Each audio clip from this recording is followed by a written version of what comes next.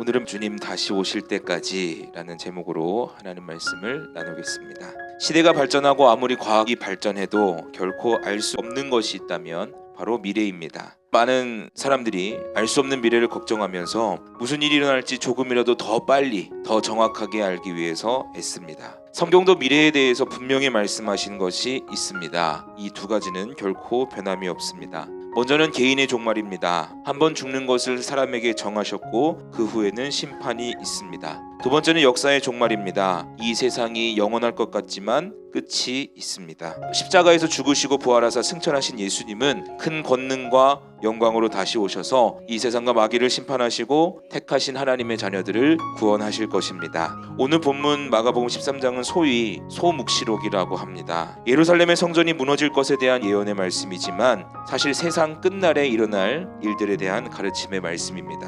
그 몇 가지를 나누고자 합니다. 첫 번째로 미혹받지 않도록 주의해야 합니다. 가장 먼저 예수님은 마지막 때에 많은 사람이 일어나 구원자라고 주장하면서 사람들을 미혹할 것이라고 경고하셨습니다. 지금 우리 대한민국도 마찬가지입니다. 이미 수많은 이단들이 있고 계속해서 생겨나고 있습니다.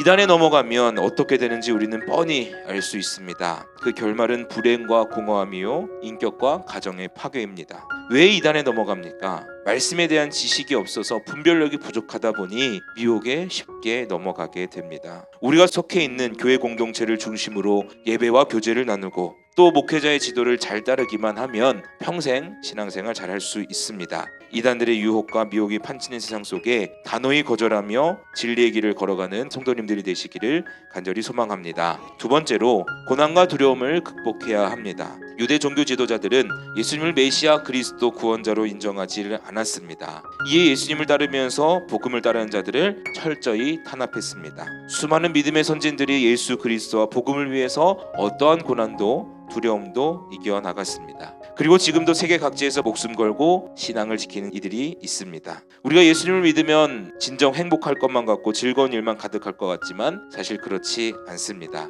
우리 예수님도 단 한 번도 고난을 피하는 방법을 말씀하신 적이 없습니다. 고난 속에서도 버티고 견뎌서 굳건한 믿음으로 서기를 원하셨습니다. 그러한 고난을 앞장서 몸소 받으신 분이시고 또 마침내 다시 오실 것이기 때문입니다. 복음 때문에 핍박을 당하고 계신 분이 있습니까? 이는 기뻐할 일입니다. 저와 여러분이 복음 때문에 받는 고난을 결코 두려워하지 않기를 바랍니다. 마지막 셋째로 깨어 있어야 합니다. 오늘 본문에서도 볼 수 있듯이 깨어 있으라는 말씀이 거듭 등장합니다. 주님이 다시 오실 그때는 하나님만이 아십니다. 그렇게 우리에게 필요한 모습은 바로 깨어있는 삶입니다.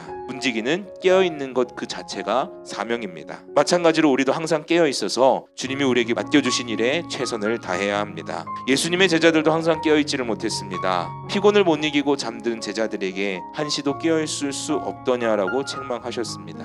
우리도 마찬가지입니다. 세상의 유혹과 죄악과 부요함 속에서 점점 잠들어가서는 안 됩니다. 깨어 기도하며 말씀과 성령으로 충만하며 또 맡겨주신 그 일에 최선을 다하는 저와 여러분이 될 수 있기를 간절히 축복합니다. 사랑하는 성도 여러분, 주님은 반드시 다시 오십니다. 주님 다시 오실 그때를 기다리며 어두운 세상 속에 깨어있는 하나님의 사람으로서는 저와 여러분이 될 수 있기를 간절히 소망합니다.